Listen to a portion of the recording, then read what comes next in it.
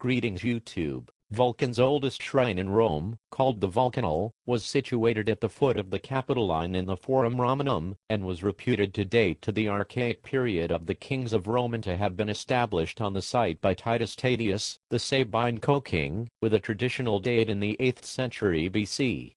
It was the view of the Etruscan haruspices that a temple of Vulcan should be located outside the city, and the Vulcanal may originally have been on or outside the city limits, before they expanded to include the Capitoline Hill. The Vulcanalia sacrifice was offered here to Vulcan, on August 23.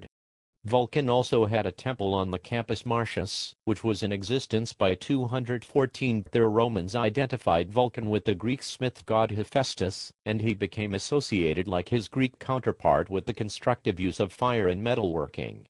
A fragment of a Greek pot showing Hephaestus found at the Vulcanal has been dated to the 6th century BC, suggesting that the two gods were already associated at this date.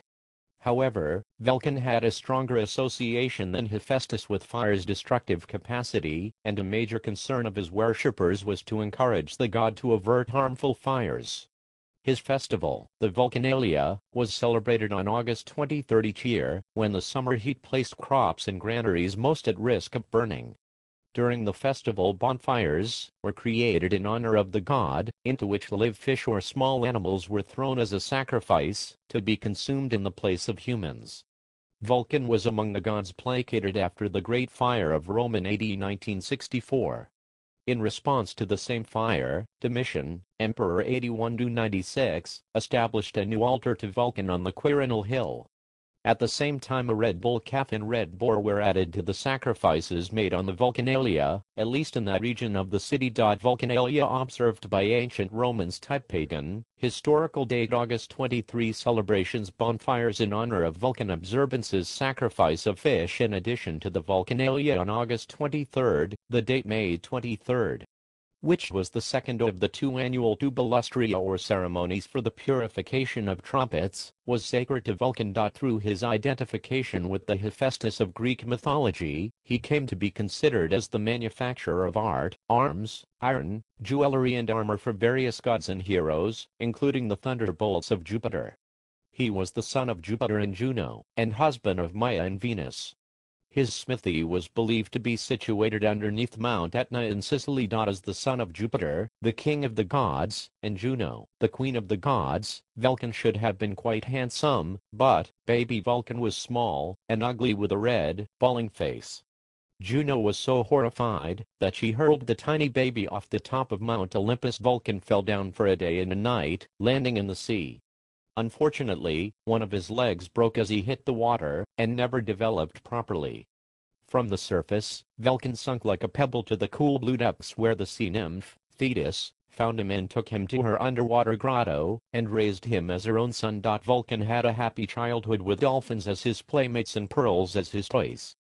Late in his childhood, he found the remains of a fisherman's fire on the beach, and became fascinated with an unextinguished coal, still red-hot and glowing. Vulcan carefully shut this precious coal in a clamshell, and took it back to his underwater grotto, and made a fire with it. On the first day after, Vulcan stared at this fire for hours on end. On the second day, he discovered that, when he made the fire hotter with bellows, certain stones sweated iron, silver or gold.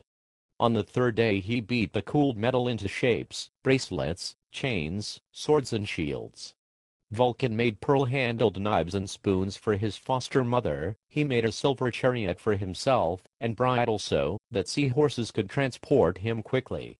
He even made slave girls of gold to wait on him, and do his bidding. Later, Thetis left her underwater grotto to attend a dinner party on Mount Olympus wearing a beautiful necklace of silver and sapphires, which Vulcan had made for her.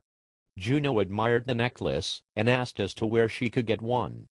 Thetis became flustered, causing Juno to become suspicious, and, at last, the queen god discovered the truth. The baby she had once rejected had grown into a talented blacksmith. Juno was furious, and demanded that Vulcan return home, a demand that he refused. However, he did send Juno a beautifully constructed chair made of silver and gold, inlaid with mother of pearl. Juno was delighted with this gift, but, as soon as she sat in it, her weight triggered hidden springs and metal bands sprung forth to hold her fast. The more she shrieked and struggled, the more firmly the mechanical throne gripped her. The chair was a cleverly designed trap. For 3 days Juno sat fuming, still trapped in Vulcan's chair. She couldn't sleep, she couldn't stretch, she couldn't eat. It was Jupiter who finally saved the day. He promised that, if Vulcan released Juno, he would give him a wife, Venus, the goddess of love and beauty. Vulcan agreed and married Venus. He later built a smithy under Mount Etna on the island of Sicily. It was said that, whenever Venus is unfaithful, Vulcan grows angry and beats the red-hot metal with such a force that sparks and smoke rise up from the top of the mountain, to create a volcanic eruption. According to Virgil, Vulcan was the father of Caeculus. To punish mankind for stealing the secrets of fire, Jupiter ordered the other gods to make a poisoned gift for man. Vulcan's contribution to the beautiful and foolish Pandora was to mold her from clay and to give her form. He also made the thrones for the other gods on Mount Olympus.